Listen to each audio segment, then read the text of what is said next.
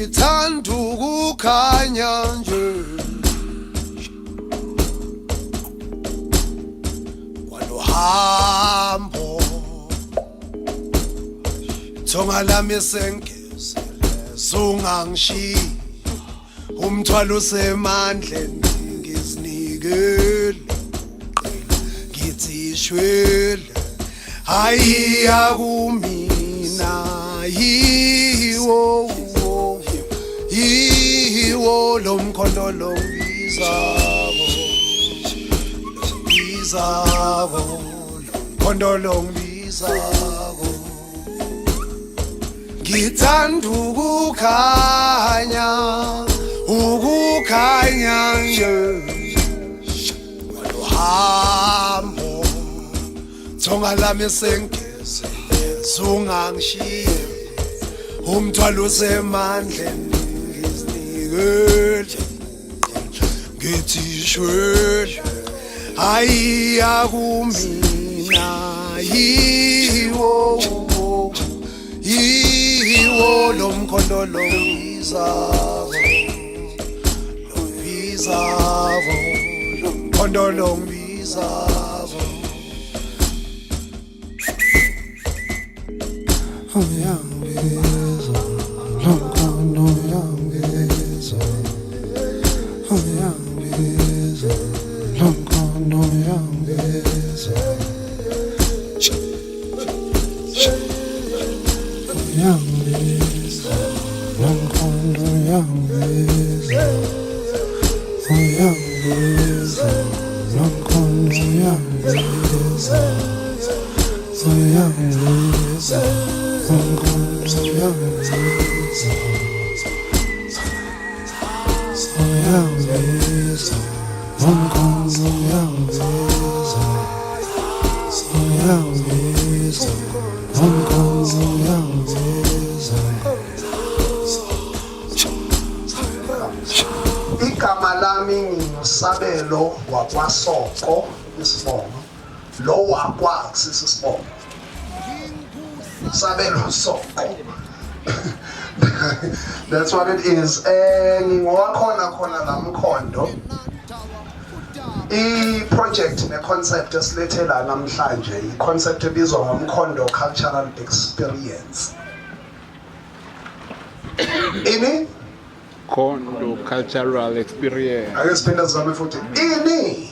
Mkhondo cultural experience. Umkhondo cultural experience. Umkhondo cultural experience i-concept ezama ukuyikhumbuza ukuyithanda. Noma umcimbi ozama ukukhumbuza ukuyithanda. Ngisho ukuthini ngaloko kulula ukubona into enhle ile ngaphandle. Ungaboni lobuhle buladuze kwakho because uphefumula phakathi kwale dust awukhoni nokubona ukuthi kunani la. Yabo and into natural. Ingakho ke siyithola sinale project umkhondo cultural experience ukuthi sizame nje ukuthi qhwebane ukuthi uyabona yini ukuthi ize noma kuso kodwa kukhona nako kunje ngoba singabantu uma umuntu ungazazi ukuthi uqhamukaphi kusounda ngazuthi into elemoyeni ukuthi kuba difficult ukuthi uzazi ukuthi uyapi. But leyo into reality.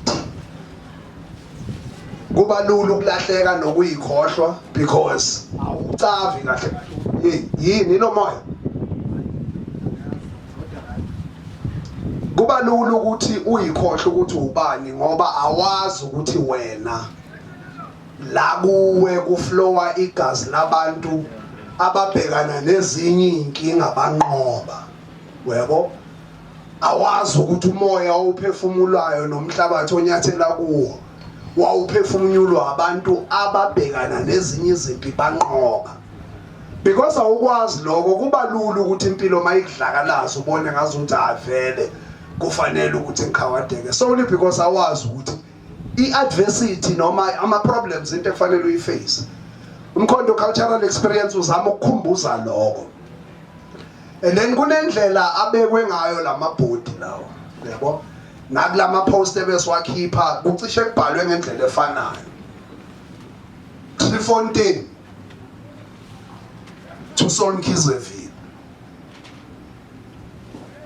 ngizothatha le microphone ukuze ngingakhulumi ngingedwa okwazi nje ukufunda isingamla ngidinga nje 2 abantu oyedwa uzongifundela lokho kubhalwe ngapha eDriefontein and then omunye uzongifundela lokho kubhalwe ngapha kuSolomkhize if ukuthi bakhona aba proactive makungena proactivity ngizoyikhombela mina ngicela ukuthi sonke sibe interconnected sihlangane ngicela 2 ama volunteer izandla dadewethu ngicela nimshayeleni izandla ngingabi nomona hawo une confidence ebaluleke kakhulu woza dadewethu uzoqala ngokuthi ungitshele ukuthi ubani igama ngikubona uphethe isikhwama uma ungena la ubuye eGoli noma nje you will give us what you are able to give us but bengicela ungenzele nansi favor before ufunda yabo angisho uzongitshela ukuthi ubani noma uzositshela ukuthi ubani wakwabani asendaweni and then ngizocela ungisize ungitholele into eyodwa yabo ngoba ngikhuluma ungitholele into eyodwa just one thing that makes you happy kule viki eliphelayo ngoba kuvugqibelo namuhla yabo ukuthi uma ucabanga nje ukusuka ngesonto kuze kuzofika isonto lakusasa into nje eyodwa othi yazi kumnandi ukuphila it could be as simple as ngilale ngidlile ngiyabekusela it could be as difficult as ngize ngayithola leya phone call kulomfana ebengigada ukuthi angifonele uyabo so kungaba anything but nje ngicela into eyodwa that makes life worth it ngicela ube munye umhlangano angisho ukuthi na uzosifunda mina yebo brother uphamise isandla yeah but manje ngazuthi sawubambo wakho umhlangano la thank you brother thank you ngiblema noseduze kwakho bad influence you can see it right ngicela ukunikeza usisters izandla i microphone ngicela nimshayeleni izandla nina njani igama lami ngosiyo ngavakazi akhona la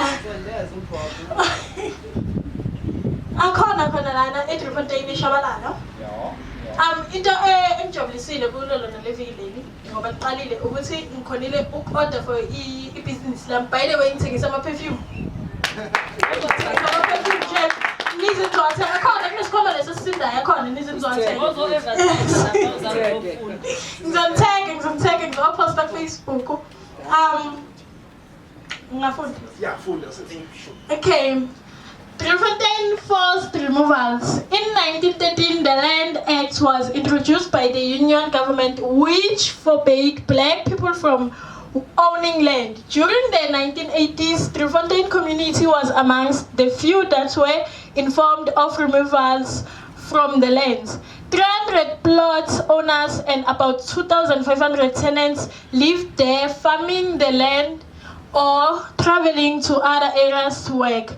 The government contacted a group called Driefontein Community Board, led Mr. Msibi, to inform them of the movement. About 500 members of the community made the move. The majority didn't want to move because friendship and intermarriages existed.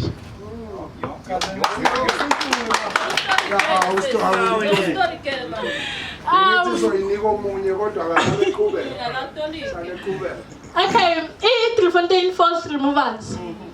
On 1913, umhlaba okay, the Land Act.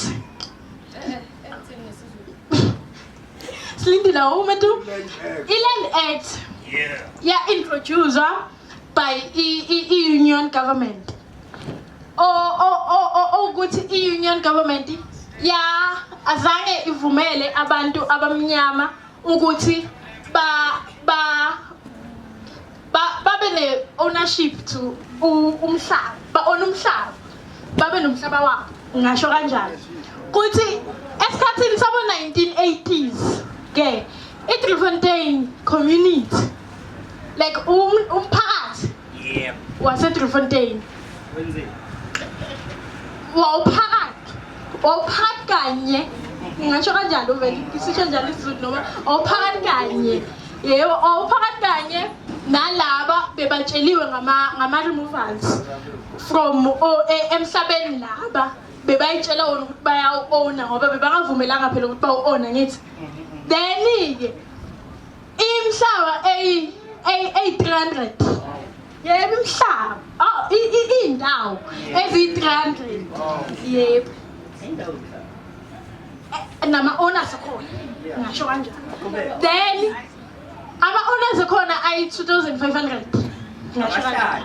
Abahlali abayi-2,500, labo bebahlala lapho, bebatshala, bavuna, batravela, konke basebenza kuleyo ndawo leyo. Yebo, zona lezi zinto esizenzayo namuhla sivumelekile ukuthi sizenze mahala ngithi. Then-ke i-government, uhulumeni, government, yase uxhumanisa neqembu elibizwa nge-Driefontein Community Board ukuthi ebeliphethwe uMr Msibi ukuthi babazise ngalelo ntuzana ngale movement le bebanayo, bese kwaba ne 500 members community enza i-move, athatha inyathelo kahle kahle kulento le bebabhekane nayo, lo mzimba lo bebabhekane nawo ukuthi phela ngithi sebathathelwa imihlaba yabo. Yebo, then-ke i-majority azange bafune ukusuka emhlabeni yawo ngenxa yokuthi kunama-friendship, umshado yabo, imisebenzi yawo, bakhile lapha, idumbu zabo babo, konke ukushona nje kwabo bonke khona laphaya. Yabona yiningi ngicela nimshakeleni izandla usisi. Uthe ubani igama lakho? Busisiwe yini igama le brand yakho yama perfume? ngithengisa Arabic. So senje noma uyithengisa isitolo sakho yini? Mase ngifuna lapha ku Facebook Mawufuna sifuna. Facebook useshe nje uNavilakazi. Navilakazi. Busisiwe Vilakazi uthengisa ama perfume. Please make sure that you support a local business yabantu basekhaya abangawusabu bhobho. Alala sisters, beautiful things. I'm moving on to the next person. Kahle bengithi sofunda ngapha siye ngapha kodwa ngiyabona ukuthi kunento ezosala masenza njalo. So suka la siya le. Ngiyazi bese upreparele ya. So ngenze njani? Awu kulula lokho for wena ngeke ncwadi yamaphupho. We should now follow the same process, igama yesibongo, and then we also just look for one highlight evikini. Into emnandi udadewethu uthe emnandi kuye emenza moyizele noma bethi uyithulele ukuthi isitoko sikhona. Shayani isandla kuleyo ndawo. Sikhona. Now we ngidinga nje one beautiful thing. Bese simove on. Igama yesibongo into emnandi siyafunda. Yeah. Anyway, sanibonani mphakathi oseTriefontein. So lemkhize ya. Igama lami Thulabona Sibonga kaNgwenya. Ntwana ya Romaro. Anidingi lo, okay. RDP. Yeah, itemnando one highlights for the week. Experience seeing my family or my siblings under one roof. That's a bar. That's a bar. I came home like today. I arrived here by 12 a.m. So you see, now I'm with my family. So from a Midrand, but I would call it Johannesburg. Of course, Nyadala. Yo, I'm saying Nyadala. No, but I'm working actually. But anyways, so I'm here for this. Farming the land or travel to other areas. Akusinto yakudala le. No ngizama ukusho nje lento oqeda ngisho ukuthi usekhaya uqeda kufika. Yes. Ibhaliwe la ukuthi wena usiyoqala ukwenza lokho ukuthi uphumile uhlale Yes. phephisa ukuphazamisa. It's okay, brother. Like, continue with the lecture, my friend. I'm done. All right. Now, thanks, Chair. So to continue where my sister left off, my perfume. The community did not trust Mr. Msibi as he had negotiated the removals without informing the residents. Oh, okay. I'm not translate same time. Should I translate same time? Yeah. So like, Mr. Msibi, ngoba when bathi negotiate abantu uxoxisana nalabantu laba bafuna bakhiphe umphakathi la angabatshelanga yabo. And then that's isithombe guys, ngiyambona uMkhize lapha. Osole Mkhize, Mr. Osole Mkhize. Umsibi. Akeke akavili la mara lana uMkhize bekazo address umphakathi ukuthi Mr. Msibi wenzeni akavili lana. Yama Mr. Msibi wentshebe kula. Uyamazi mfethu? Ngiyayifunda. Iyabheda lawo thina. Ngiyadlala. So Mkhize addressing the Driefontein community. So the council board, okay, also Mkhize ukhuluma nomphakathi wase Driefontein. The council board of Driefontein was often, I'm reading something else. The council board of Driefontein was then chosen to represent and present their point of view. So lana-ke i-council board, but i-council board bathi umasipala wabantu abamele i-Driefontein, the spokespersons base-Driefontein actually. Abantu abakhulumela i-Driefontein. Basebela ke bakhethwa-ke and then beza bazoyichaza ukuthi why bangafuni into lena yenzeke. Why bangafuni ukuthi ukhishwe abantu base-Driefontein ngendlovu yange forced. This group was led by a man called Solly Mkhize. The government was only interested in talking to Mr. Msibi rather than Saul. Anyways, guys, the government uhulumeni wanesikhathi lesiyawa amabhulu ne. Uyafuna ukukhuluma noMr. Msibi because uMr. Msibi wathembisa imali nomhlaba. Yeah, wadayisa umhlaba. NjengoMandela. Mara yikho lapho guys. Ngiyabonga, peace. Siyabonga kakhulu. Ufaka ama-views wakhe u-young man ngesimphikise. Unless if khona ofuna ukuthinta kule point lokugcina lo Mandela. Dada. Ngicela umuntu ozolandela asifundele the next board. Isandla. My visual artist. Woza bomani. Ufuna ukufunda kusho bani uzofika lapha. Yini ekunqamlayo baba? Sinqamukela yini? Kodwa kwamanje sihamba sonke ngisho. Bafundile isingisi ba-translate. Uzwile. Mangayiletha nje le microphone ungangixoxela ukwenzakalani lapha kwenzakalani la. Ngicela ukuzela. Ngicela nimshayeleni izandla bafe seza phambili ezobamba imali phakathi. Egama lami uMartin. Wamthabela khona la ema-R. Positivity, one positive. Into positive kule viki ukuthi hayi ngibuyele nami ekhaya abantu bonke basaphila. Ngime kanje ngizofunda kahle. Solly Mkhize had experienced the removals of Sophiatown in Johannesburg and did not want to see his community going through the same ordeal. Ayishuthi uMkhize ke ukuxoshwa nokumuva into bekawabhekana nayo eGoli kuseSophiatown. Futhi uma benotice ukuthi into eke yamenze eGoli nayo seyiphinde yenzeke eDriefontein. So wasiwafika ke la kwazi ukuphikisana nayo. Azi noma ngibeka kahle. Sol wrote a letter to the Minister of Cooperation Development, Dr. Pete Konoff, in attempt to get answers. Uthi asetholile uMkhize ukuthi naku amabhunu asefuna ukususa abantu eDriefontein. Wase wabhala incwadi ebhalela uMinister of Cooperation wangaleso sikhathi and Development okuwuPete. Ukufuna ukuzwa ama-answer ukuthi ngabe ngempela ku-right ukuthi abantu be-remove endaweni yabo ngokungemthetho. Ngazi noma ngibeke kahle.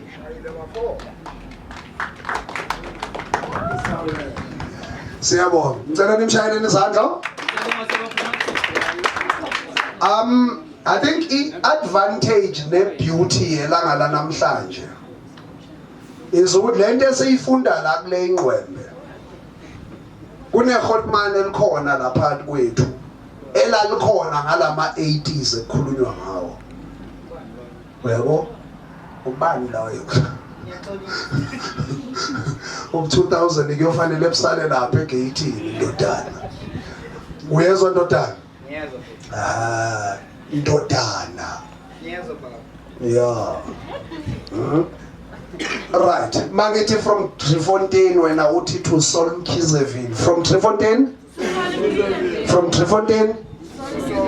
So ngithi kune hotman elikhona ubaba uma uyi 2000 kuwe umkhulu ubanzi isidu ozothi at a certain point uma sesifundile le board lokugcina akathi ukusihablisa komampela ukuthi kahle kahle uma sithi from Trefontaine to Solnkizeville yini eyenzakala in between based off lived experience. Siyazwana mos? Siyazwana mos? Yeah. Noma sengikhuluma ngedwa abantu i-experience yasesikoleni akuzabe uze kube mnandi, so waqala wasawunda njengothisha wonke umuntu ufila ngazi ukuthi sobhala i-test. Cha akho test la, comfortable ube sharp nje, nokubheda kwakho ku-welcome ukuze sokwazi ukuthi sihleke silungise la kulungiseka khona, usifundise la singazi khona. Ngisho siyavumelana.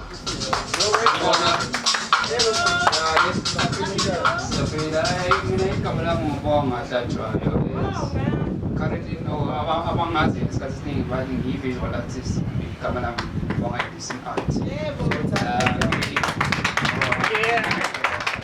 Visual artists and I sort of keys. So, I'm here to totally to go to experience was a few hours. So that is a share is wonderful the history of keys. He is like more than like an icon and like company. So, sorry. He highlighted I'm here for this week. I would say this today, this moment right now. That's my highlight. So, sorry that Lara, he populated hero force.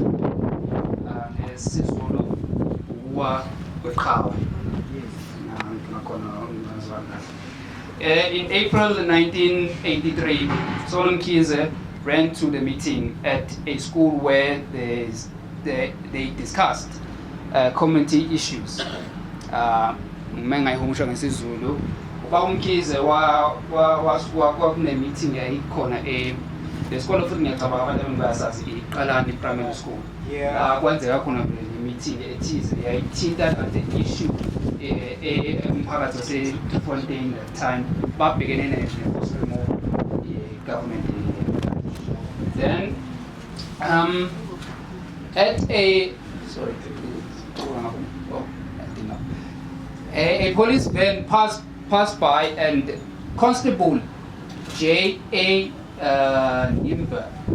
Ninaber, sorry, got out and told Solnkizeville that the meeting was illegal. Ngamanye amazwi kwakukhona uconstable noma iphoyisa bathi uconstable Ninaber wahamba watshela uMkhize ukuthi the meeting le yayibanjiwe lapha eqalani primary school yayi illegal ngokomthetho according to umthetho wase-apartheid. Then what happens? Solnkizeville also informed him that this was their school and they and the crowd reacted. Wamtshela uSol uConstable wathi lo phakathi lo uvumelekile ukuthi ungahosta noma ungaphatha nomcimbi ngoba nabo bangamalungu omphakathi and then ibalekile kubo. So it wasn't like ukuthi bayahlasela noma they were planning to ukuphazamisa apartheid, government were apartheid at the time. Then the constable slapped Saul Wamshang Empama. Then from his car with a gun. Then was Walanda Ispam M. Then the constable then shot Mr. Mkhize and fatally wounded Mr. Mkhize. The constable Lona shoot the Wabona Mr. Saul Mkhize as a threat. Then instead of negotiating Mababon and Amazi, Wahamba Emoten was satisfied. Logo should go Pela Mr. Mkhize at that time. So Nimba said it was a self-defense and was set free. According to me, Nimba is self-defense, which is my point of view. Secret is over. That time, they were planning something against the apartheid. So, which means Mr. Saul Mkhize was wrongfully killed by the apartheid government. Then, Saul Mkhize's funeral was attended by more than 2,000 community members. Jevan Bona is Tombe. Amalunga omphakathi ayi more than 2,000 afika azovalenisa iqhawe labo elabalwela against the apartheid government at that time. Siyabonga. Thank you. Siyabonga kakhulu bonga. Ngicela nimshayelele izandla baba. Ubonga uyi-visual artist. Umsebenzi wakhe ukhona. Kunento ebalulekile la. Athe mafunda ngazi noma lamabhunu lamoyeni afuna singaboni lobuntu obenzeka la kulobuntu obhaliwe la kodwa bonga uthe mafunda wakujampa lobuntu ngalokuthi yena ngisho visual artist so ubona ama visuals, right? So kulula ukujampa from one sentence uyithole so it's a sentence elilandelayo kunento ebhaliwe la before lo mlungu abuye emotweni kunento eyenzakalayo before that. Yithi ngizokufundela ukuthi kuphi le nto leyo. After lo mlungu attend a meeting le illegal. So uyamphendula uthi no but isikolo esethu sivamisile ukubamba ama meeting la. The constable slapped Saul and the crowd reacted. Saul helped him flee. Ubeqeda kumbamba ngelapha. I-crowd ithi hayi phela umuntu wethu lo mshayayo. Umuntu wethu uthi hayi bo yekelana umlungu. Uyamsiza ukuthi abalekele umphakathi. Wenzani umlungu? Wenzani umlungu? But he came back from his car with a gun. Kubhalwe la akusiyinto engiyakhayo nansi la. The constable then shot and fatally wounded Saul Mkhize. He later said it was self-defense bengivikela because bebeza bonke kimi. Ukuthi yena wangivikela hayi, it doesn't matter. The mission was complete. Anyways, thank you very much, Bonga. Thank you very much, my brother. Thank you very much, my sister. Tell them shine design my praise abo. Yes.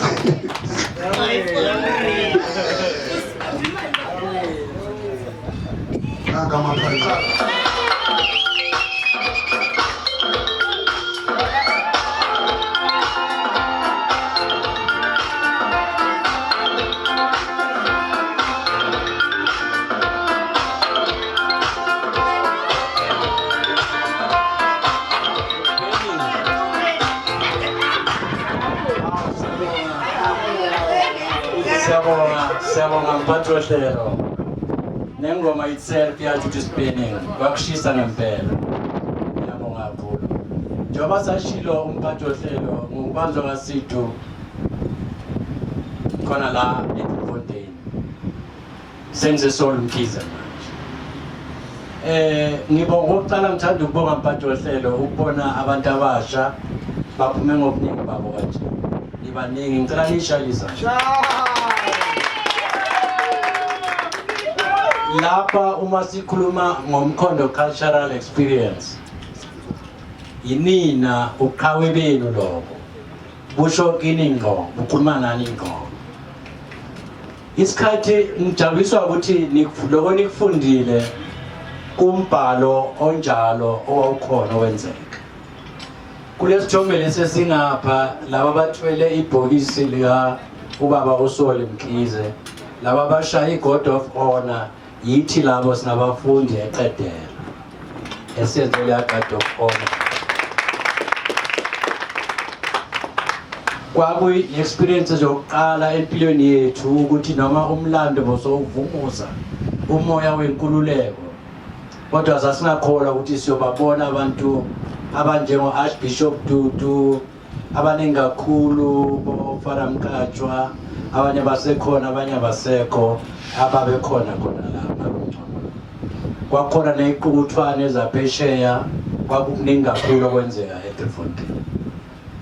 Ngizocela ukubuyela kancane emuva la ukuthi ngo-1982 la abamhlophe umbuso wenyonyana lo uyana weunion uma uthi kumele basuswe abantu abanebala elifana nami nawe kwakungoba babengabathandi futhi banovalo babe basaba ukuthi labantu uma ningabayekela basebenzise umqondo wabo ophelele bangaphazamiswe lutho bayoba ingozi. Nina sizwe esimhlophe ngoba ningcosana bazonigwinya nihambe niphele.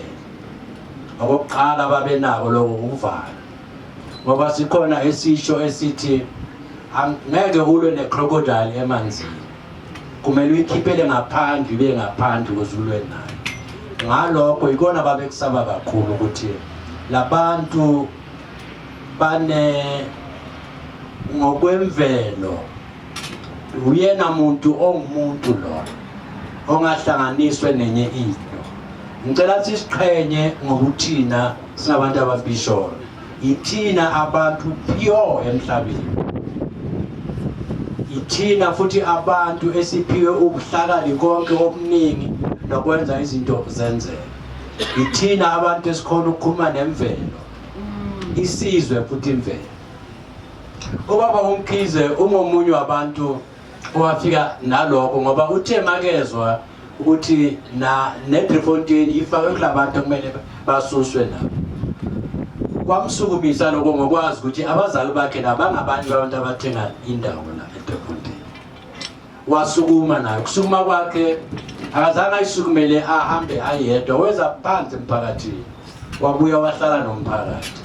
Lo mhlangano lo wokugcina sadutshula kuwo kwakuyimhlangano eminingi elandele abeyibamba kakhulu. Uma nikhumbula ke kudala kwakunalesi ukuthi umbe makuhlangene abantu abadala nina abancane biyela neceleni nizotshelwa abantu abadala ukuthi kuqhubeka. Kodwa kwaMkhize wafike wathanda ukungahambisana lo watutuzela ukuthi abeze abantwana abancane wozani nabo abekusho abegqugquzela sasingekho aware umbuso wabamhlophe okhonile ukuvala ngisho nolwazi lwenkululeko. Sasingazi ukuthi khona abahambi abasedingisweni abalelwa izwe khona ababoshiwe okhonile umbuso wabelungu ukucindezela ukuthi njengazindaweni zamakhaya njenganasikhona ulwazi oluncane kakhulu singazi lutho. Neyincwadi zayikhona zazivalwe kakhulu into nje kuthiwa ulwazi ngoba noma bakuthola udobha iphepha ulifunda babekulandela ukuthi kungani ukudobha iphepha ulifunda why ufuna ukwazi yini. So bokunzima kakhulu ngisho nolwazi ngoba uma mkhumbula olwethu ulwazi thina salithola umlando iFrench Revolution amalo lephesheya laba amaFrance nawo bebahlonze kathathu khona baswele nabangcono nabanjalo. Sakuthola lapho ukuthi ukulwa kwabo ikona wasileke okwabalekeleyo ngoba wathi uthisha master kusifundisa leyo chapter wathi ngiyacabanga manje seniyazi noma ibiya ngesilungu wathi I think by now you all know what is happening. Wasiyeka kanjalo lokho kwasikhathaza abanye bethu saphuma sabeyifundisisa kule chapter.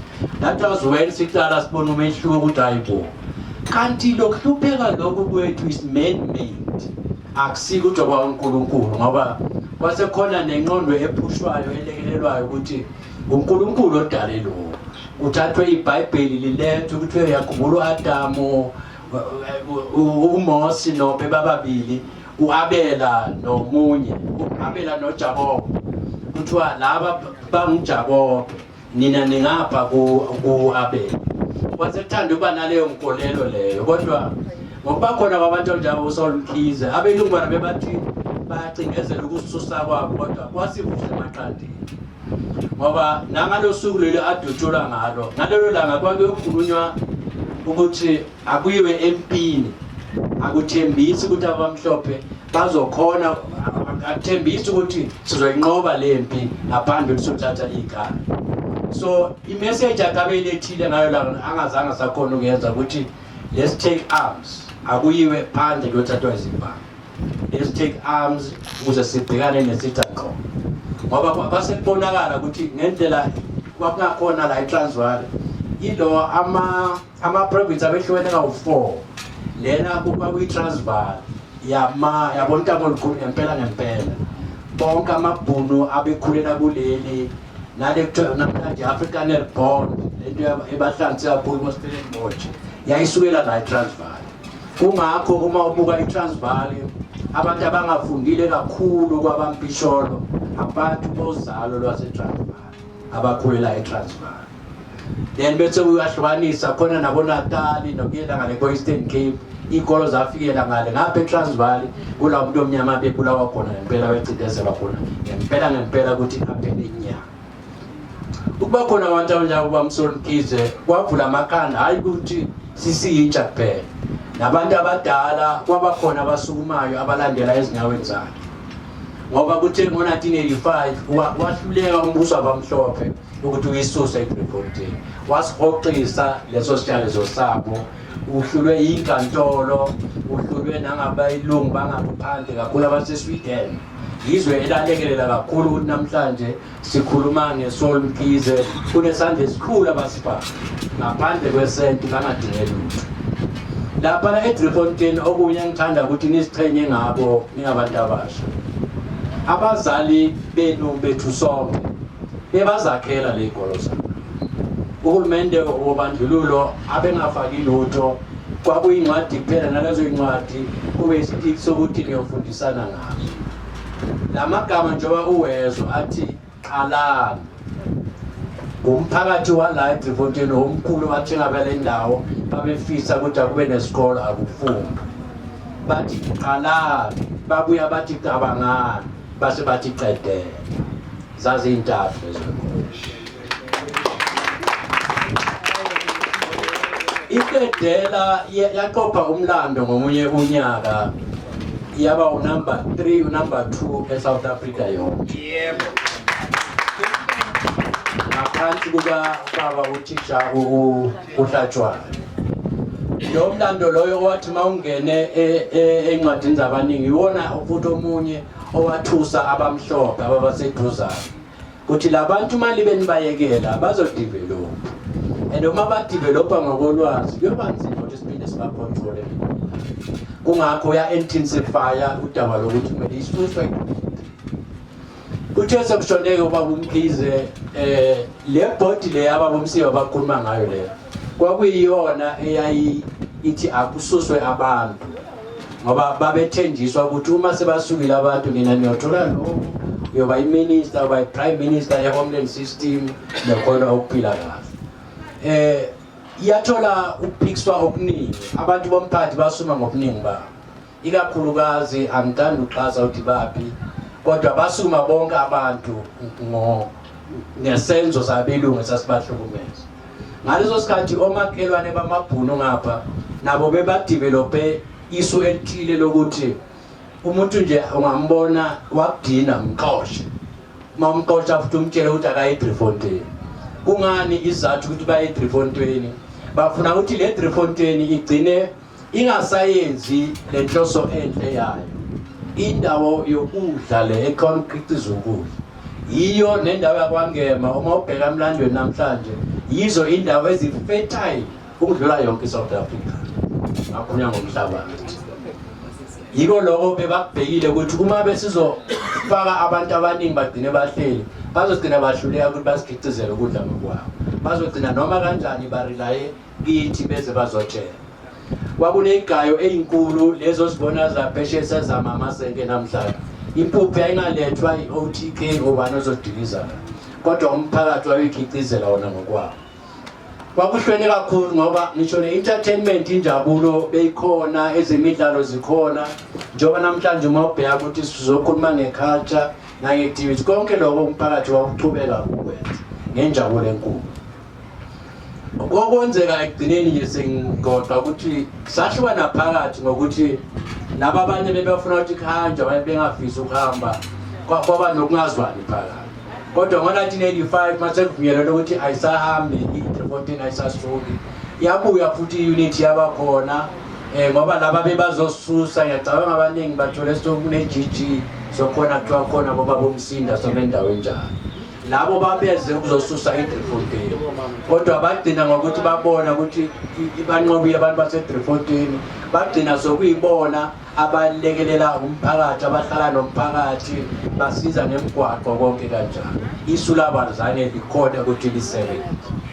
Kuthe kusenjalo umphakathi wakithi saba nesikhathi sokuthi ngabo-1990 ukuvulwa kwey'nhlangano zomlomo ezazivalwe umlomo. Yebo zifike zasithola ukuthi sihlukene phakathi.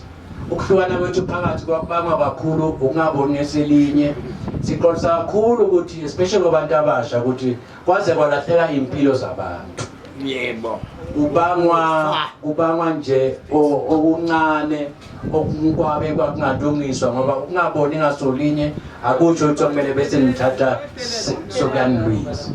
Siyaqolisa namanje kakhulu esasikhona ukuthi kwaba yishwa ukuthi kube khona impilo zabantu abasha ezalahleka ngaleso sikhathi.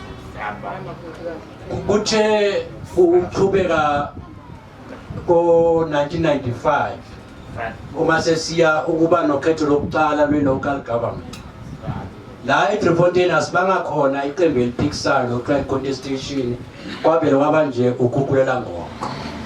Iphutha-ke elenzeka-ke lapho bengicabanga ukuthi bazoba khona ngakhulumi ngabo bangekho kwasuka osomabhizinisi osendaweni obeze ngizokhwela wahlangana nabanye abazibiza ukuthi bangabaholi endaweni. Bakhetha usomabhizinisi nonkosikazi wakhe nabasebenzi bakhe ababili bathi naba abaholi baseDriefontein. Okuyinto yokuqala-ke leyo yafike imaza lo mphakathi wakithi usubona usemuva kangaka namhlanje bakwe-infrastructure. Kwathuka bonke abantu abazi umlando weDriefontein ukuthi ngisho the late utata uNelson Mandela aze anqome ukuthi noma kuthiwa kuyafika eTransvaal kodwa ngiyaya kuyobona nabantu labayana. Kwakuyingoba abantu baseDriefontein bakhonile ukulwa balole umhlaba wabo. Abantu baseDriefontein baze bashonela ubaba uMkhize namanje basekhona still babambe. Leso sizathu samletha. Akubanga kuhle lokho I want to be fair to you Congress. Ngiyaphatheke kahle. Akubanga kuhle kubo makhelwane bethu abanye abahlala cooperative Emelo, Fordcrest, Standardton abazi ukuthi bona impilo ingconywana kubo ngokwe-infrastructure. So umuntu njengaloyo uMandela kungani akhetha ukuya emaplazini eDriefontein. But izathu sakhe kusaba sinye wathi mangibheka ne-membership yabo inkulu kakhulu ukudlula cishe bonke lezi ezinye izigaba ngoba ngendlela ukushona kwaMkhize kwasifundisa ukuthi masibambane. So kuthe makuvuleka inhlangano esikhuluma zabantu abantu emphakathini bangena ngobuningi babo ukujoyina lezo nhlangano ukuthi zobalethela inkululeko. Lokho nginkushiso ukuthi namhlanje sibona intuthuko ayihambi kahle, imigwaqo ayikho kahle, kuningi okusalele emuva. Uhulumende hayi ngoba salahla iphutha elenziwa yitabadala ukuthatha osomabhizinisi simhlanganise nabasebenzi bakhe sibathumezele sithi ibona abantu bomphakathi. Lokho kwasilimaza kakhulu umphakathi wakithi. Sinabaholi abaningi la abangasekho. Siyakhumbula abayisesikhuluma kakhulu ngofanafana yende. Baningi uMamthela owakuyena beutreasure owareceive isudu esanikeza ubaba uNelson Mandela. Wathi ubaba Mandela ayikho into angasipha yona engasinelisa sonke, akanalutho naye ubuya evalelweni. Into engasinika yona inayo isudu, ucela ukuthi sishintshane ngayo nalo wayigcona. So leyo sudu yathathwa uMamthela as a treasure ukuthi ayihlale ngakuya ebudget. Ukuthi kusesesifiso sethu abadala esakubona lokho ukuthi leyo sudu ngathi ngenza inzuzo. Le nzuzo bese iyabuya izolekelela khona la futhi emphakathini. Ngoba yacabanga kusesekuningi la emphakathini uma kuzwa la ku arts na ku culture ukuthi okungenzeka ngoba ngaphandle ukuthi sizazi imvelaphi yethu, iculture yethu, kuzoba nzima ukuthi sibe isizwe esiyaphambili esibambe. Ngithi umphathi wohlelo ngicela ukucela futhi ukuthi isizwe esihle esazi imvelaphi yaso, iculture yethu ayiqhubeka kanjani. Ngiyabonga. Kunale gama le-Afrikaans elikhona lithi Driefontein. Siyikhulumile lento phakathi wayixoxa. Ngicela usixoxele ukuthi lisukaphi and yimiphi le mifula. Ngiyabonga kakhulu umphathi wohlelo. Nothisi lapho kwamkhumbuza ngoba nathi sithola oral ngoba yayisikhathaza sibuza abantu abadala ukuthi kungani kuyiDriefontein. Basichazele ukuthi kubalwa imfudlana emithathu. Ihlonyane mawuwela, bese kuba nenhlamba amaso, bese kuba negude. Okwakusijabulisa ke ukuthi kakhulu ukuthi sabona ukuthi lamagama abantu abadala babehlakaniphile kakhulu ngoba abamhlophe bahluleka ukwabiza ngamanye amagama bawashintshe. Kodwa bomkhondo bakhona ukushintsha babuzana ukuthi hayi man, bathe samkhondo. It sounds like I'm Mkhondo. Bathi uyesa asehayi. Bakhona ukushintsha benzi asehayi. Ngicela sibashayele izandla obaba bala eDriefontein ngokuthi bakhethe lamagama ayindida nabo abadida ngempela. Ngiyabonga mphathi wohlelo. Ngicela nimshayele izandla ubabanzi isibu.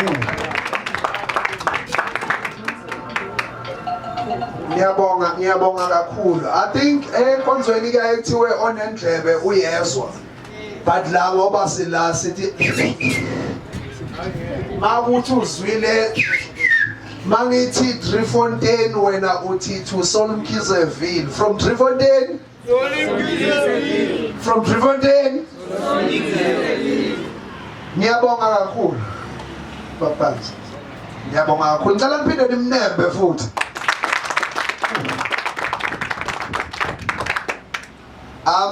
Ngicela nansi indoda lapha phambi kwami ukuthi ngifundele kunephathi highlightiwe la. Sizobese sesiya kuma performance. Just the interpretation ukuthi sifila kanjani singabantu sigoqe sihambe. Kune statue esilapha ngemuva. Saka baba uSolomkhize. Uma ufika la ngaphambili kunenqwembe ebhaliwe lapha yaze yabhalwa ne-date. I-date ebhalwe lapha yawo umhla ka-7 March. Zungaki namhlanje? 7 March. Okusho ukuthi it's literally an anniversary yokuvulwa kwalesiya stage. Ngicela nishayele leyo ngqondo izandla.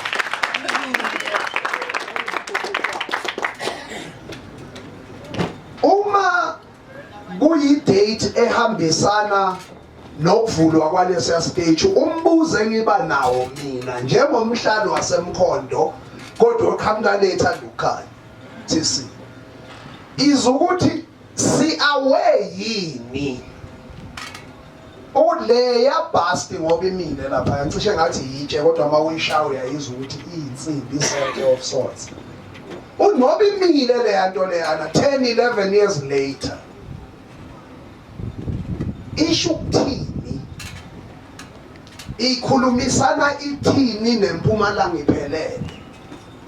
Umlando esizuzwile usithathe wasimikisa eSophia Town, wasimikisa eGoli, sesiyabona ukuthi siyaxhumana vele. Kodwa le nto ngoba imile lapha yana nasekuphileni nasekuhlaleni namhlanje. Isho ukuthi uma khona waziyo ngicela phamisa isandla asithi nje fahla fahla uma angekho sibone ukuthi siyithola kanjani iwahla wahla. Ukhona understandayo ukuthi ngoba sikhona lesa stage usisho ukuthini, sihlangana nani, mntaka baba kudala isabe microphone ukuthi ngigijime umshayeleni isandla.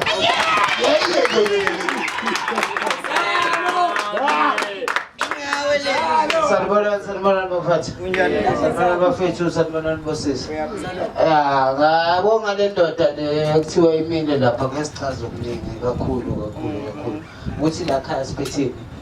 Ngase siyachaza iqiniso lana siyasaba kakhulu. Ungaboni bafethu bafunda kakhulu baqhamuka. Siyasaba nami kumila ngiyasaba kodwa akukho engakusabi ngale ndoda le. Siyazi ngale ndoda le siyayifunana ngathi. Yabona namhlanje asinalutho asinalo. Kube ikhona le ndoda ngicabanga ukuthi ngabe siphele. Ngabe kunamadolobha lakhaya. Kodwa okuningi ngasichaza ngokuthi kwe-history masikhuluma ngako sikwazi kakhulu sisuke ku-ANC sabana bosisiliso. Uyakwazi kwalo baba kodwa ngesichaze kakhulu ngoba lakhaya uyakwazi into yakhona ngesikufihle futhi. Yabo yobe sisotholakala ukuthi manje suyasweleka ave siyakhuluma ukuthi njengoba bafethu really le kodwa izinto esiyisabayo ngalesithombe lesalo baba lo baba lo bekagude kakhulu ufa ngomlando wakhe yabo. Okay athi ngichaze la kancane nje ngithi sharp. Okay ubaba uMkhize lo ngokuzwakala kwezinto esizaziyo nje sikhula nje yabo. UMkhize umuntu bekayilwela i-Prefontaine kodwa ngathola ukuthi ngabe hlala esabelweni bafethu. Esabelweni. Ngabe sihlala esabelweni thina. La angazi ngabe egcweleni. Umnotho sinawo kakhulu over too much. Umnotho. Kodwa athi nginqamule kakhulu ngakhuluma wazokhuluma kakhulu bese uzongichazela ukuthi uzokwazi ukutshentsha kodwa lo sengibhekile ngicabanga ukuthi bafethu ubaba sohlezi simenayo sohlezi sifisa abafethu bayasilwela kodwa manje amandla ngeke babe nawo ngoba phela amandla ngeke abe nawo ngabe kudala abakhona ngabe kudala secret abafethu bahleli baphuma ezikoleni baqedile bahleli nento zabo yonke into yabo even imayini le sikhuluma naye imayini lena ayikho into esinika yona thina ayikho into esinika yona khona abafethu abafundile over too much kakhulu umsebenzile ngokusebenza ngamana ngokodwa nje ngabonga ukuthi lakhaya ayikho kakhulu bathi uzokhuluma iqiniso uzosweleka. Ngicela nimshayeleni izandla. Engikubongayo ukubhodla yabo. Right. Uzongisiza umfundele lento ebhalwe lapho la highlight ekhona. Ngicela siyenze ibe yinye futhi ibe yinye nangapha nala ibe yi1 sifunde la sokwazi ukuya phambili. Sanibonani futhi again tulabona lona. Okay, so angicedile lana ukuthi so during the research process MTPA identified 6 times arrests actively involved in the anti-apartheid liberation struggle, which resulted in a peaceful transition to democracy in 1994. These towns included Betau, Akhatral, Emelo, Solemkhize, formerly known as Prefontaine now. Okay, no, it was previously known as Prefontaine, but now it's formerly known as Solemkhize actually. Secunda and Focus. The aim of the Liberation Heritage Routes is primarily to attract local and international tourists to the various liberation heritage destinations that are linked to South Africa's liberation history. Should I translate? Okay, sure, I can translate. So, ngesikhathi sokucwaninga MTPA, what is MTPA? Mpumalanga Tourism and Parks Okay, so you did shit. Agency, Mpumalanga Tourism and Parks Agency. This is a parks agency, yes. So you have to look at Kona Amadolopa I6.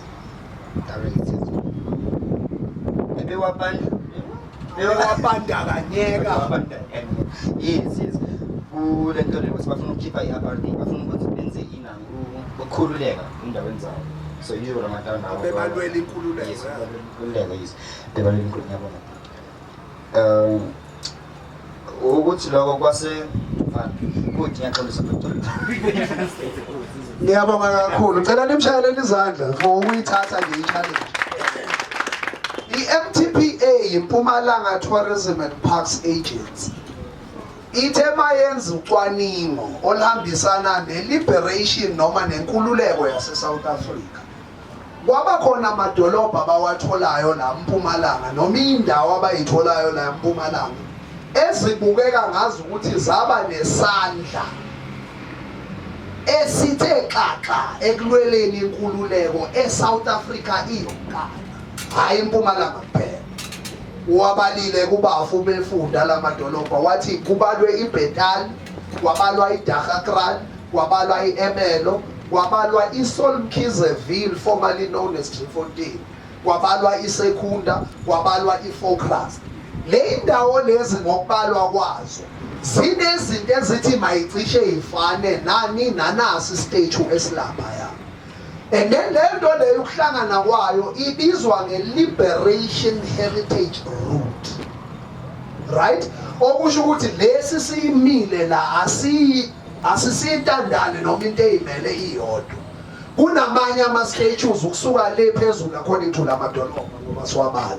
Kokunye ke kuba ama-heritage site straight ukuthi heritage site ethathe yenziwe. Bese ithi mayiqhubeka la ithi the aim of the Liberation Heritage Route is primarily injongo yale route ehlanganisa zonke lezi ukusuka la Solomkhize uku-attracta local and international tourists, ukudonsa abavakashi bakhona khona la ekhaya nabavakashi bangaphandle. Ukuthi ngoba kulungiswa nawo N2 uzoba isibhabhadla nje somgwaqo. Uma ngidecide ukuthi ngithi ngifuna ukustoppa by eSolomkhizeville, this is one of the routes according to lento eyenziwa i-MTPA ekhona right now that we should be embracing, because it's part of inkulumo enkulu. Akusiyo nje inkulumo yokwashintsha igama kwafakwa na ibhasti kwaphelela lapho, kodwa afike exhumane nenkulumo enkulu ngoba sisho ngithi iziyophelela le kosekulu. Kusho ukuthini lokho kimi ekuhlaleni namhlanje? Esikolweni kufundwa i-tourism kule insuku khona ukuyithola kusukela ka grade bani? Kusukela ka grade 10 uziyophumela ngaleyo. Lena is a project yeMpumalanga Tourism and Parks Agency. Okusho ukuthi uma mina ngikhona ukuyinikeza isikhathi ngiyifunde leya history, bese ngibuyela kuyo le MTPA ngithi hayi man, yazi abantu uma befikile ePietRetief noma bekhona eMkhondo ngapha siyakhona ukuthi sibaxoxise nganansi history khona la ehlangene nale liberation route abathi bona ngeyabo. Kuba lula ukuthi kuhlalise inkwetafuleni. Engizama ukusho ukuthi kukhona okuhle okukhona over and above lokho kunzima okushoyo mntakababa, ukuthi as soon as uqala ukhuluma endaweni kulula ukuthi uphefumula sakuncintsha umoya wena, uyabo? At the same time ihistory efana nale history ngeke uziyiphikise ngaphandle kokuthi uzofuna ukuma wena bese uthi i-angle ayingikhulumise mina, i-angle ayingikhulumise mina. But iMpumalanga ithi ayimelanga lento, it's part of a conversation end. Okwami ukuthi bese sengisebenzisa lo mqondo wakwa-tourism ka grade 10 ukuze ngikhona ukubona ukuthi hayi kunasamething ephilayo. Abanye baze bahambe bayofunda le-tourism esikoleni kwamampela, abuye angayiboni nokuyibona lento iphambi kwakhe, because satshelwa ukuthi ukungcebeleka kuyiwe eThekwini, ukusebenza kuyiwe eGoli. La simosha isikhathi. Ubaba Siduthe makhuluma wathi we were a self-reliant people. sengikusho ngesingami lalokho kodwa besingabantu abayimela abakhona ukuyikhiqizela wabona ngamla wathi ayilaba manje yibazonginikeza inkinga la because manje ifuthi impuphu eyabo akufanele beze stolo melime yonke lento but namuhla lokhu impuphu siyithenga emakuleni. Question is, are you really aware ukuthi at a certain point abantu abebahlala kulomhlaba ohamba phezukwawo abantu abebathi thina sozenzela ngoba lo mhlaba uwo nje uso uvundile unothile. Thank you very much. Time up. Ngiyabonga kakhulu. Ngicela ngiphinde ngishayele no TC izandla. Ngoba okay kunezaka ababanzi lezo ngicela niphinde ningisize ke futhi sesizoshaya ezakamncube specifically.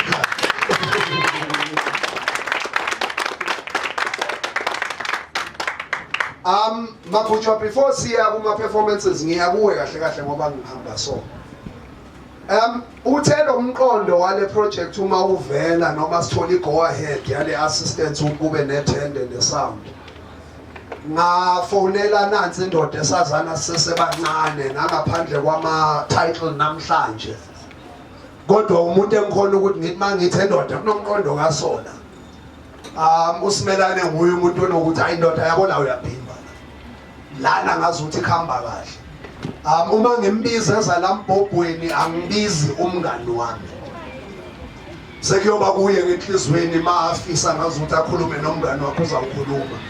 But ngimbiza embhobweni ngoba ngibiza siphinde siyibambe futhi beyinye. Vele singabantu abakhulumayo, it's allowed. You can't stop that. Uma kutsho ngizona manje ngimbiza embhobweni ngiyobe ngimbiza njengomuntu osebenza kwamasipala ku social services. But ngoba ngisuka ku TC bengicela nimshayele izandla uma kutshwa ngizobe sesengiyani explainela ngize ngiyophuma le kubabanzi. Shaya izandla lapho. Umqondo we cultural experience uqala uhlangana kuba ngazothi into ephilayo. Ngifaka ucingo kuntokozo ngithi makutshwa kunento kasonga.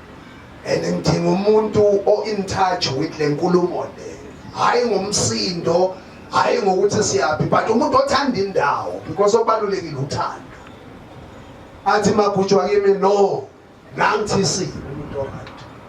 Thisi bengivele ngimazi ke ngale into zethu ze-entertainment eyiphinde ihambisane ihlangane nale khale ehlangana nazo ukuthi ngiyakhona ukumbona lapha nalapha indoda ekhona kwi-radar yami. So uma ethi hayi no TC umuntu oright ukuthi ukhona on the ground umuntu ongakhona uku-assista ngilifake ukuthi siyikhona uma sikala sixoxa siyidonsa siyimixa la siyimixa khona kuba lapho la ngifike ngidibane khona noBabsipho. Right? Iqhamuka le ithela ithi iziyophuma le ene labantu ngibashayela izandla bebonke because onendlebe uzwile. Uyabo? Umqondo uyi cultural experience kodwa sikubonge emagutshwa kakhulu lokho ngoba kuba khona kwakho lento ikhona ukumuva le way emuva engakhona iyakwenza lo kufanele kwenzeke. Ngicela nimshayelele lokho izandla niphinde nihlanganise nokuthi uzoza nje azothi wahla njengomuntu ohleli ngesikhundla sembuzi. Sanibonani. Njani? Siyaphila. Igama uNtokozo Simelane. Ngisebenza lapha kwamasipala as i-manager social services. Responsible for izinto ze sports, arts and culture. Ikakhulukazi that is why nami ngila ngibe ngimdibe munye nelona. Ngiphinde ngibe responsible for also ama libraries. So le mbalo nje khona baba ngoSolumkhize Bill. Ngicela nitshele izingane ukuthi uyatholakala lapha e-library uhengile. So namhlanje sobolekile nje for the sake of ukuthi wenzele nayi i-event enhle kakhulu. Ngibona uwemvaso ukuthi ube ne-vision efana nale ukuthi sicabangele ekutheni sibone futhi ukuthi sinomlando o-rich kakhulu la emkhona.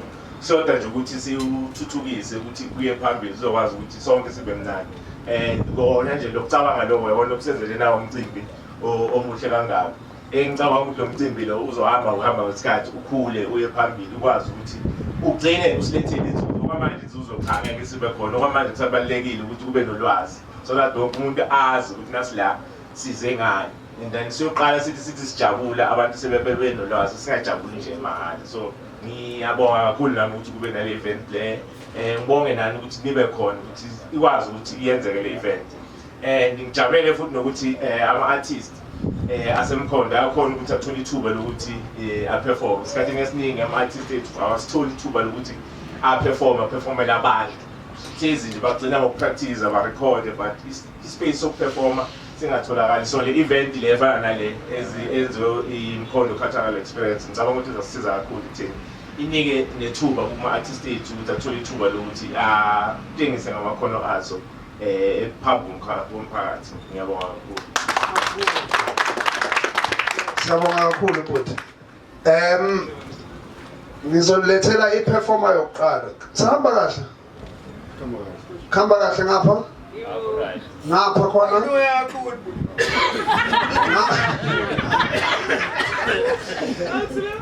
Right. Kunodade wethu omncane la. Before siya kaManana. Sizoqala kunanga udade wethu omncane la. But I think into ezokwenza justice to introduction. Ukuthi kunikeze nang udade wethu ohamba naye. Cha, usinikeza igama neperspective nokuthi uzosenzelani kuphela. Ngicela nishayeleni udade wethu ozokhuluma ngodade wethu izandla. Sanibonani.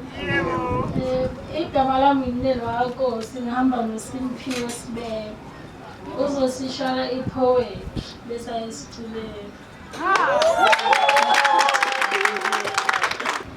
Kuhlile kumnyama. Hliziyo yami yaluqala. Amehlo wami yalukhipha inyembezi. Ngixoxe ngothando. Bonke labantu bathembele kuwe.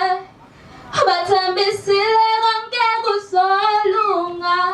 Sungangiyeki nami ngibambe ngesandla. Ngifuna lothando. Lingumbhashongo namandla igama lakho. Abalungile babalekela kulo bayasinda. Abakhalayo bakhala kulona bayathuliswa. Abagulayo bamemeza lona bayasindiswa. Mayumuso ngaka nothando. Mina bengiyini ngiyisidalwa nje singumuntu. Ngafumbathisa ithuba lokumkhonza phezu kwazo zonke isidalwa ezilapha emhlabeni. Lingumbhalo, lingumhlabelelo. Lona lingukuphila. Lilobelwe thina ukuze sithole ukuphila emagameni ngamagama amathathu. Lithi masingakhathazeki thina masingadangali. Izinhliziyo zethu masingakhathazeki, masingadangali thina masingesabi. Uthaka sokhela isibana sifake ngaphansi kwetafula kepha yena usibeka phezulu sikhanyisele konke. Wena ungukukhanya, unguThixo, Simi the poet. Siyabonga halala. Shayela izandla. Ingondo nona. Ingondo. Khamba kahle njalo. Where is the poem? Ethi umphefumulo igcobisa Chris legazi lo ayina. Ayini igazi lonkondlo. Right. Sinama performances I1, 2, 3 literally. Now ukhona mntaka baba. Ye nankanda 4. Ungathi ngikuvalele ngaphandle. Ungathi ngikuvalele ngaphandle mawuthinteka ukhona omunye othi naye uyagibela. Inkondlo ingoma story. It could even be a joke. What was before was. It was ema-artist nakhona la namhlanje kune-artist la khona la ekhaya indoda esebenzayo nje impela yake yafika nale kule indawo esihlala kuzo le la sihlala khona le kuphumeni kwedolobha yabona afika khona wakokoda kwami ngabona ukuthi ayile ndoda iserious nge-art yayo ngoba mase uhambe waze wafika eGP uyabona ngale indahashahasha side before imayimay iduma kuba indawo efree yabo.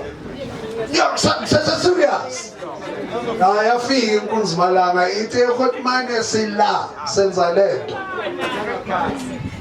Umfoka Manana yes. Umfoka Manana ke uthe ayifeke. Asizwe siles. uDJ uvukile ngicela nimshayeleni izandla.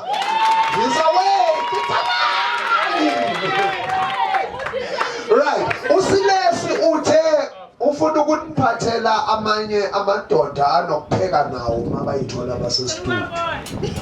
Ayiyeze yodwa. Iyeze yodwa ayicwebezela ithi come look at me, I look like a mirror. Yeah. Right. Umthetho. Angazi bese nikezela into zenu konke ku right. Please help me welcome to the stage.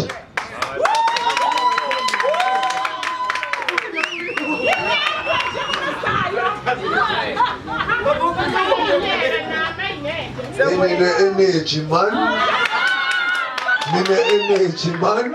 Ngiyayithanda kodwa. Isho ukuthi the next performer uzoyi-enjoya kakhulu on stage. Please help me to the stage. Welcome to the stage, the one and only Nyambos. The boss. Nyambos.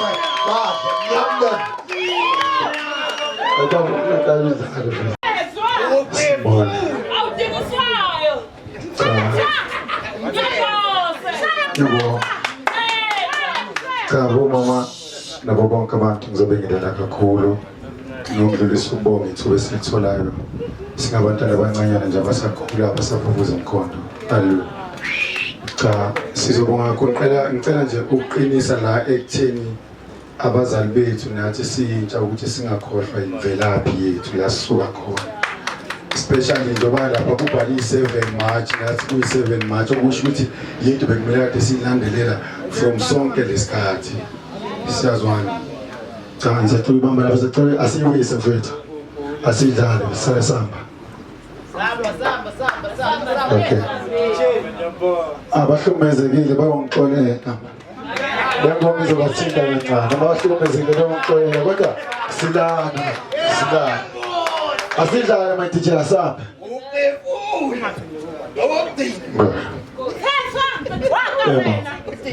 Yebo. Asivulele amawasha. Asivulele volume kodwa.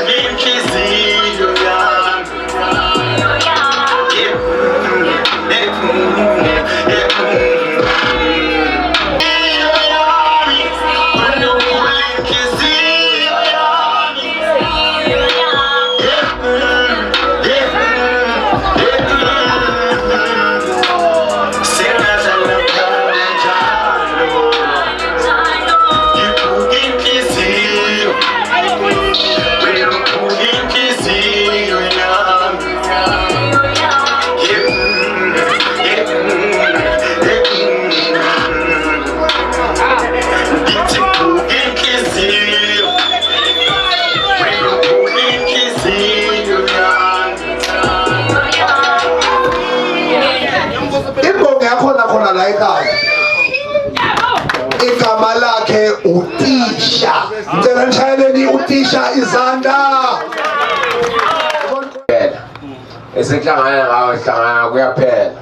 semhlabeni la konke sinako sizokwenza kufike kuhambe nawe ibamba uqine ngicela nawe mawuyindoda ukwazi uqine mawumuntu wesimama uqine ngicela ukuthi sikwazi ukuthi siphilisane sikwazi uqhubekela phambili nangelinye lamalanga siqhubeke into esimele sihlanganise kumele sihlanganise impumelelo ngoba ayizange ukuthi isifikele kithi iyona kumele siyithathe siyilethe kithi asinayo thina impumelelo cala uthandaze ukwazi ukuhlanganisa ukwazi ukuphumelela ukuhlonipha amadlozi akini uhlonise nezidalo zakini ngelinye lamalanga kuzoba nomshado umshado kumele uhlanganiswe ngayo indandatho bathi iyona ekwazi ukuthi ihlanganise ngama-2000 ngoba phela leyo nto kwakuyinto yangaleso siyabonga kakhulu bomama bethu niyezwa mqaleni umshayele nabantu abadala izandla ukuba khona kwenu kuzibusiso.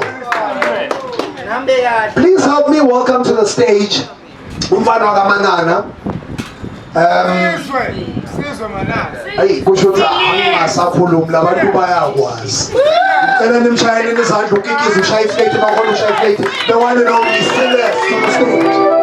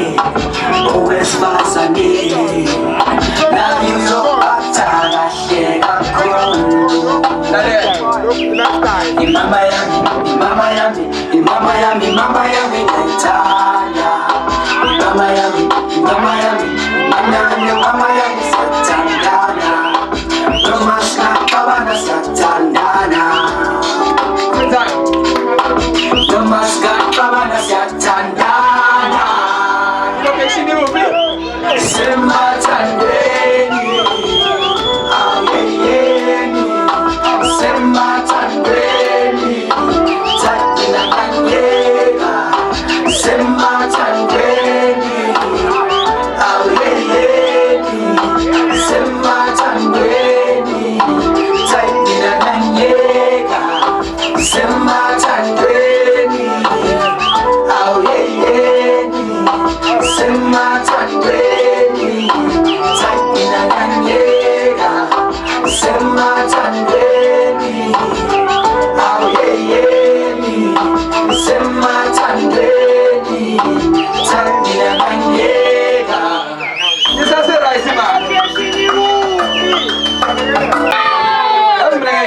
Driefontein kodwa ngiyazi ukuthi wangithi kodwa khanya ngeDriefontein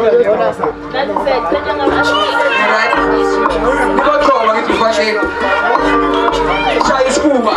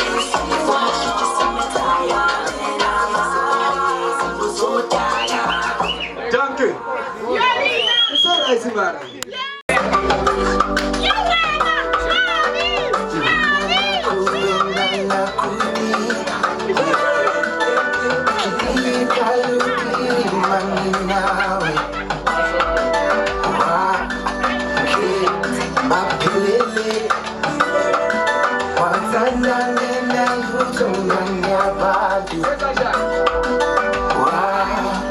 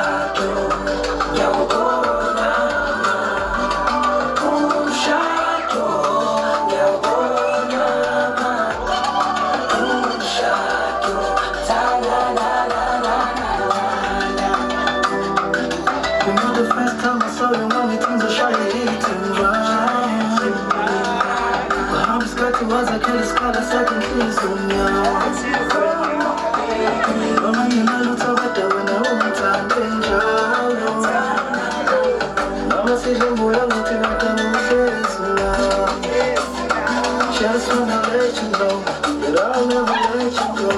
My love, darling, send the sun, tell the whole world to the one who cares the one. Just wanna let you know that I'll never let you go. My love, darling, send the sun, tell the whole world to the one who cares the one.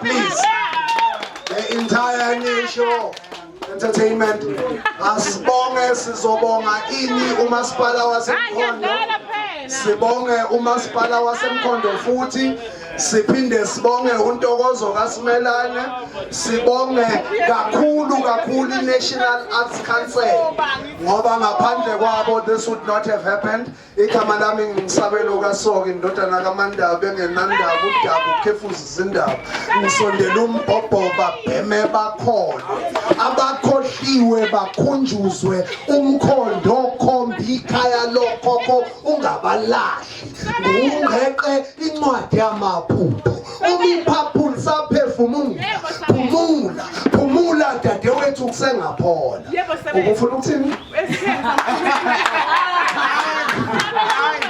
Siyabonga kakhulu, it's been beautiful. Thank you a million times. Wave Sessions kune podcast ebalulekile. Plug in, watch it. It's called Wave Sessions Podcast by yours truly, Umshini. My name was Sabelo Sogo.